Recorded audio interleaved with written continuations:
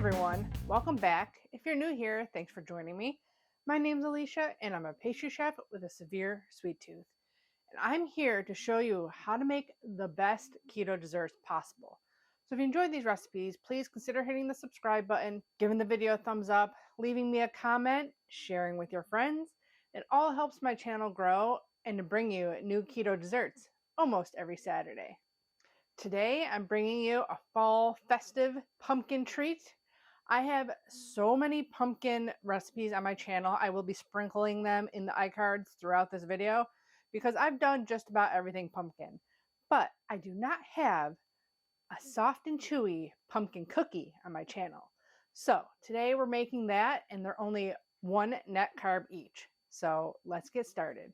Importantly, we are starting this recipe with 1 stick of butter. I use salted butter in my recipes just because, not that I own a bakery, I guess I could get unsalted, but I always forget to add salt to my recipes because I've just been doing it for so long. But I never wanted to make sure I had salted butter and unsalted butter, so I always just kept salted and just don't add salt to my recipes. That is super soft. To that, we're adding 1 cup of granular 1-for-1 sweetener. I'm using a monk fruit erythritol blend. This one, I believe, is Duralife is the brand. It's the cheapest one I can find on Amazon. 192 grams or 1 cup. To that, we're going to be adding 4 ounces of pumpkin puree. Not pumpkin pie mix. Make sure you get the one that is just pumpkin puree. And we are going to beat that with the whisk attachment.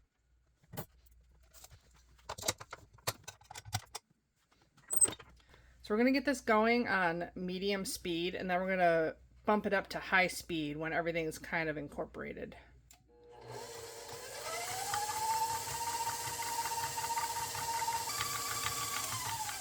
As you can see, not everything is getting in there. Make sure scrape down a couple of times. Of course, our whisk stopped exactly where we needed to scrape down. That's how it always works. And you want this nice and light and fluffy. This recipe is derived from my original soft and chewy chocolate chip cookie recipe. In that recipe, I had twice the amount of butter. So basically, I just swapped out a stick of butter for the pumpkin puree. Then I had to tweak some things in order to make it still soft and chewy and to taste delicious, because the ratios were a little bit off in the recipe once I added pumpkin into the mix and lessened the butter. But it's very similar to my chocolate chip cookie recipe.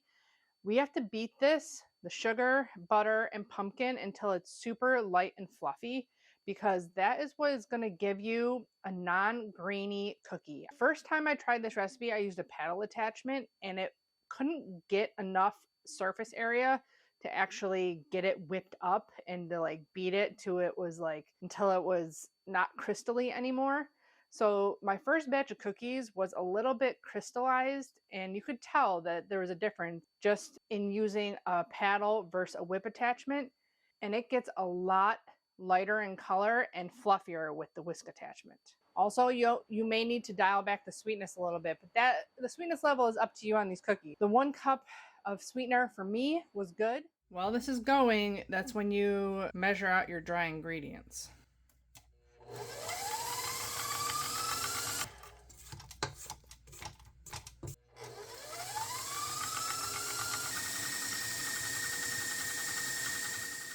See how much darker it is up top here?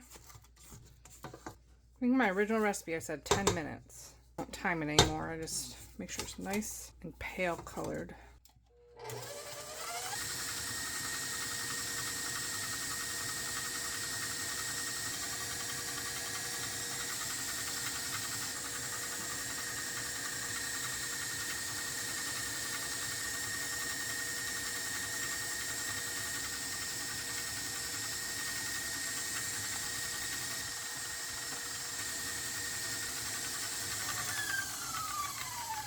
One more scrape down.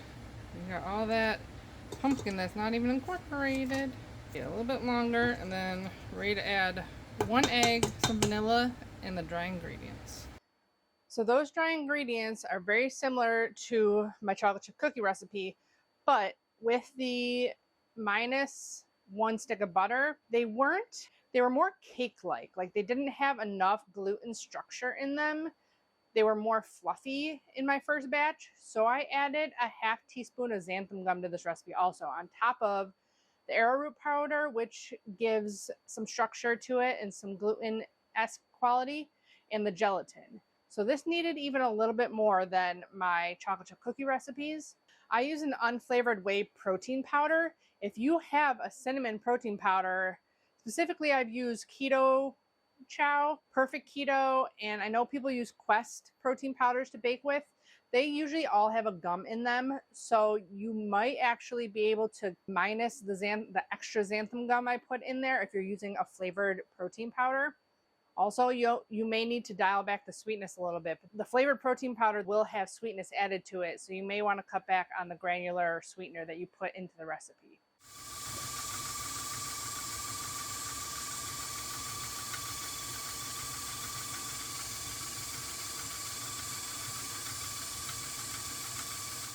Always sift and whisk your dry ingredients together. You don't want pockets of gelatin or xanthan gum or any of that in there. I also wanted to mention, I'll have this recipe down below. This is my homemade pumpkin spice recipe.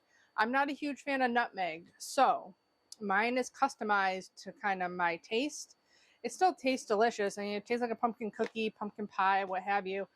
But I just minus the nutmeg a tiny bit in my mix. You can put whatever spices you want into this cookie. If you have a traditional pumpkin cookie recipe that you loved before you went keto and you want to use the exact same spices, kind of figure out, this makes about 22 to 24 cookies. If your batch makes that and you want to swap out your spices in the same amounts as that recipe, just using my other ingredients, feel free to do that. That is looking pretty light and fluffy to me. So I think we're ready to add the rest of our ingredients. We're gonna add 1 room temperature egg to this. Always crack into something else so you don't get shells in there. Being room temperature just helps this combine really easily. If it's cold, it is going to seize up your butter mixture.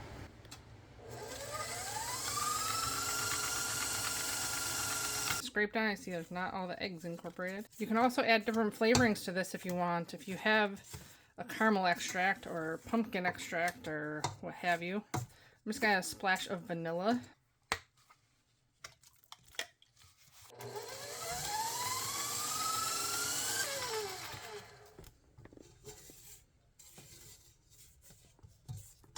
Make sure it's all nice and fully combined, and then add your dry ingredients.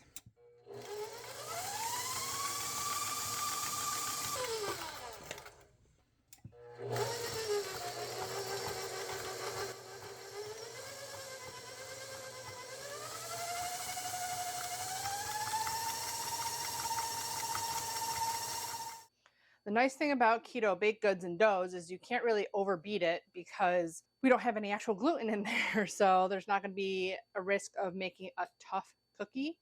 So make sure that it's fully combined. Another thing is I'm adding chocolate chips to this because I thought it sounded delicious. I like chocolate in everything.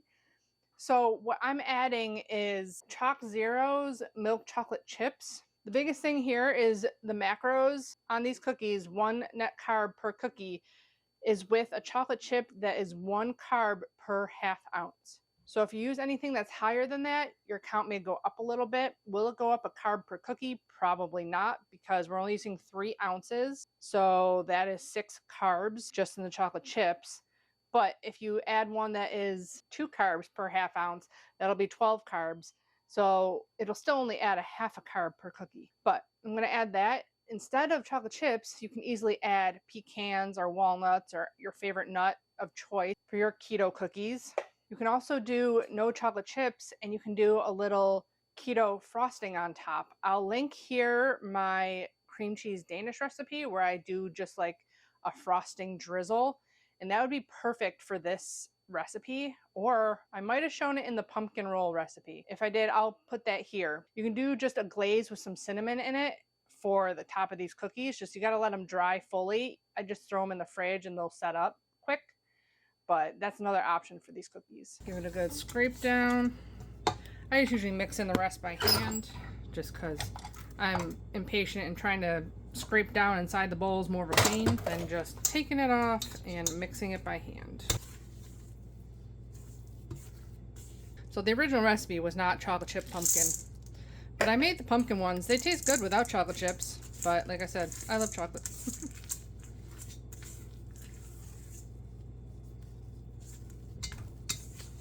I'm just going to spread this out just so that it's easier to scoop. I'm going to throw it in the refrigerator for like 30 minutes just to set up a little bit. It's actually like 75 degrees, 80 here, so it's kind of hot in my kitchen. So I'm going to let this set up just a tiny bit. You can probably skip this step at home if it's not super hot in your house.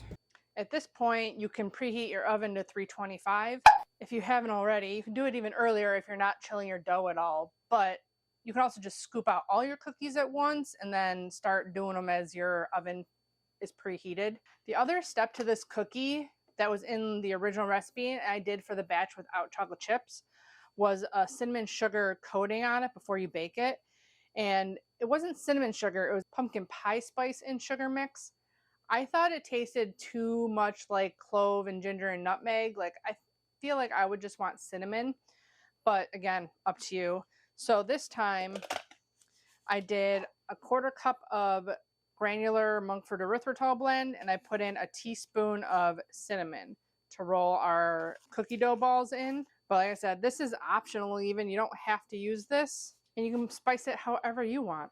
Time to scoop some cookies. So I'm pretty sure these are 2 tablespoon size scoops, so 1 ounce. I'll link them below. I know there's some that are, by different ways of numbering and stuff like that. But if you really want to be super accurate, 28 grams is 1 ounce, which is also 2 tablespoons. So I'm just going to weigh mine out just because I own a bakery and I kind of want everything to be similar.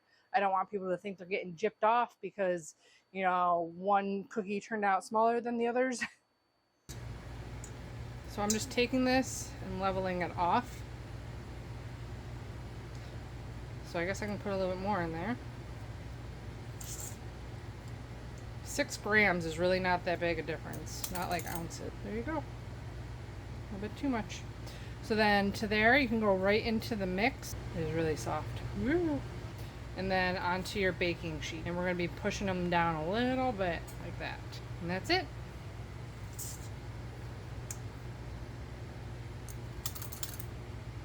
For my measurements, because I put chocolate chips in it, that's what's going to make the big difference with the weight.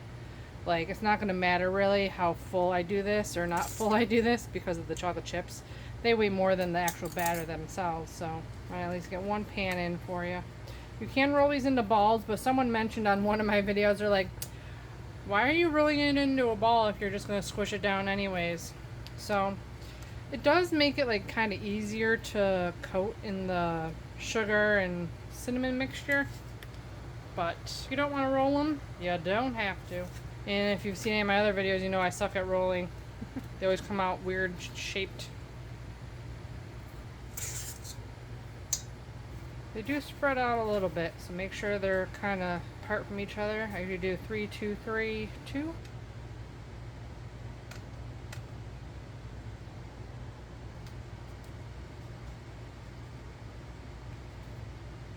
Do 3, 2, 3, 2, 3. Good. And we're going to pop these into the oven. Okay, so the bake time on these are definitely going to vary depending on how warm it is in your house, how warm your dough is, how cold your dough is. But between 12 and 15 minutes should do you. You just want it to start being golden brown around the edges. So I'm going to start with 6, turn them 6 more minutes. I'm just going to keep scooping away here, and I'll be back when they come out of the oven and we get to try one. They look delicious. Another 6 minutes. 12 minutes. I'm going to go 1 more. Delicious. They're not going to be set until they're completely cool. So I got 23 cookies out of that, so they're still just 1 net carb each. The way I put it in my recipe, I'm guessing that it's never going to be 0, but a lot of times like I package things in 2s and 3s, so I can actually put that in there. So like 1 package is 3 cookies, So the macros are for 3 cookies, and sometimes it still doesn't work out to be like a carb per cookie. So I'll put that information also in the video, because if you have 3, it might only be 2 net carbs kind of thing. But also I wanted to mention, always figure out your own carb count on baked goods, because if you're using a different protein powder, like I suggested, Perfect Keto or Quest and stuff like that, they have carbs in them a lot of times. The reason I use Isopure is because it's 0 carbs per scoop. Same with the creamy vanilla from Isopure and the Dutch cocoa from Isopure. They have 0 net carbs in them. Don't make the mistake I did. I bought chocolate Isopure protein powder and it's sweetened with cane sugar. So make sure when you buy these things, you look at the back of the package. Same thing with any keto products. I've been burned in the past by labels changing, and thanks to the commenters knowing that they have, because they check theirs. And if I use it all the time and I don't keep checking, sometimes they change the stuff. So always make sure you check and put your own ingredients into a carb counter. Time to try some pumpkin chocolate chip cookies. So when I pulled this one off the tray, 2 chocolate chips stuck to it. But this is the one that was only baked for 13 minutes.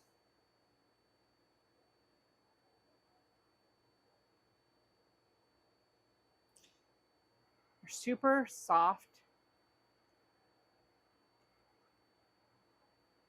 They have like a chewy texture to them. And I like it better with the chocolate chips in it.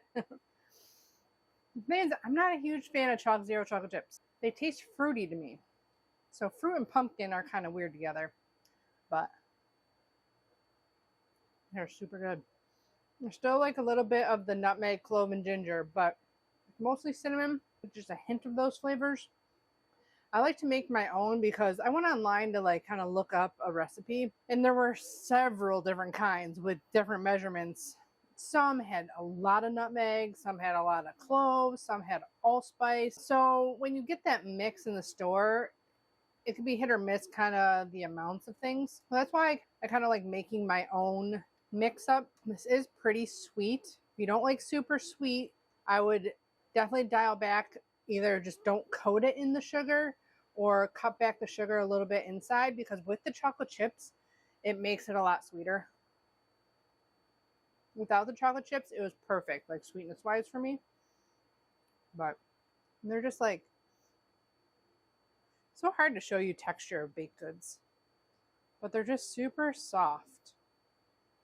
Soft, but not mushy. Because I've had a lot of keto baked goods, keto cookies in general, have a weird texture to them when they're like soft baked.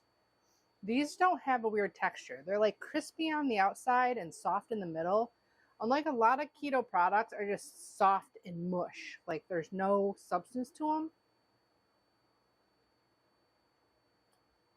Have a little bit of crispy outside, soft inside. So good. I definitely prefer it with the chocolate chips. I hope you guys enjoy this recipe and you're enjoying your keto fall treats. If you try this recipe, let me know in the comments below. You can tag me on Facebook at Keto Upgrade or Instagram at Keto Upgrade Chef.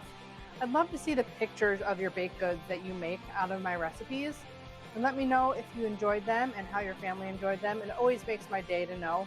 Don't forget to check out my Amazon links and the blog link to the full recipe in the description box below. Give the video a thumbs up.